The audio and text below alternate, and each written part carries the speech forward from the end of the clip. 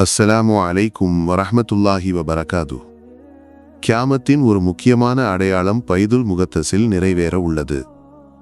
இப்போது ஜெருசலேமில் சிவப்பு காளை கன்று பலியிடப்பட்டதாக கூறப்படுகிறது. அதன் படங்களும் வீடியோக்களும் வெளியாகியுள்ளன. இப்போது பைதுல் முகத்தஸுடன் என்ன நடக்கப் போகிறது? கியாமத்தின் அந்த பெரிய அடையாளம் நிறைவேறப் போகிறதா? அதில் பைதுல் முகத்தஸை அழித்து அங்கு மூன்றாவது கோவிலின் கட்டுமானம் நடைபெறும். இந்த நேரத்தில் யூதர்கள் ஒரு பெரிய அடையாளத்திற்கு அருகில் உள்ளனர். அவர்களின் எண்ணப்படி இப்போது அந்த நேரம் நெருங்கிவிட்டது. அப்போது உலகம் முழுவதும் அவர்களின் ஆட்சி நிறுவப்படும். ஹைக்கல் சுலைமானியின் அனைத்து தயாரிப்புகளும் இப்போது முடிந்துவிட்டன. இதன் கட்டுமானத்தில் 2 சிரமங்கள் இருந்தன. அதனால் இது இதுவரை சாத்தியமாகவில்லை. ஆனால் 2025 தொடக்கத்தில் இஸ்ரேலுக்கு சிவப்பு காளை ரெட் ஹைஃபர் கிடைத்தது.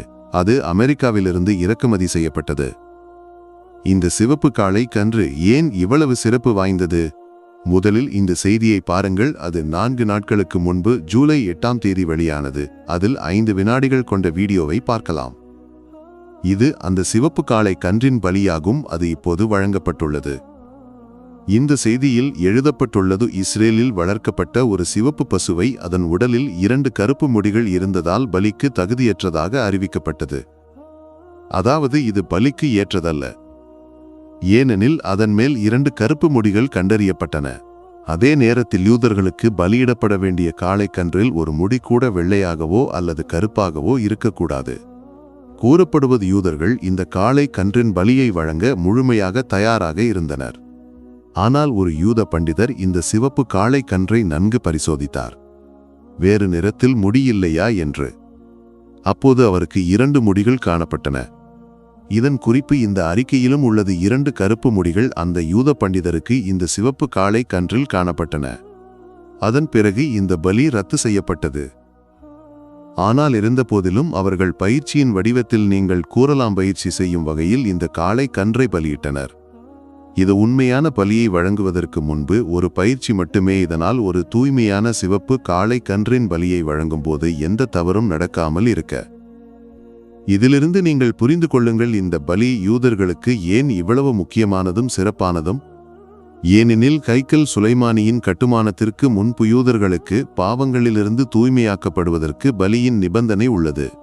அதற்காக புராதன யூத பாரம்பரியத்தின் படிபலிக்கு ஒரு சிவப்பு காளை கன்று தேவை. அதன் ஒரு முடி கூட வேறு நிறத்தில் அல்லது பழுப்பு நிறத்தில் இருக்கக்கூடாது.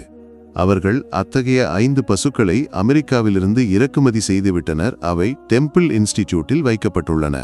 இந்த அடையாளம் மிக அருகில் உள்ளது. அது வெளிப்படும் போது பலியின் பிறகு யூதர்களின் கருத்துப்படி அவர்களின் 3வது கோவிலின் கட்டுமானம் தொடங்கும்.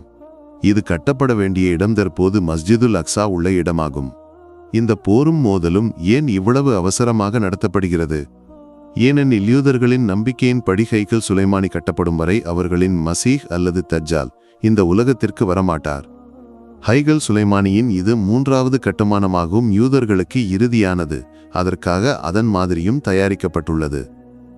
உலகம் காண்பது அந்த அடையாளங்கள் ஒவ்வொன்றாக எவ்வாறு நிறைவேறுகின்றன என்பதையவை அல்லாஹுவின் நபி ஸல்லல்லாஹு அலைஹி வஸல்லம் வரவிருக்கும் காலத்திற்காக விவரித்தவை. அல்லாஹ் எதிரிகளின் அநியாயங்களிலிருந்து நம்மை காக்கட்டும். ஆமீன். அஸ்ஸலாமு அலைக்கும் வரஹ்மத்துல்லாஹி வபரகாதுஹு.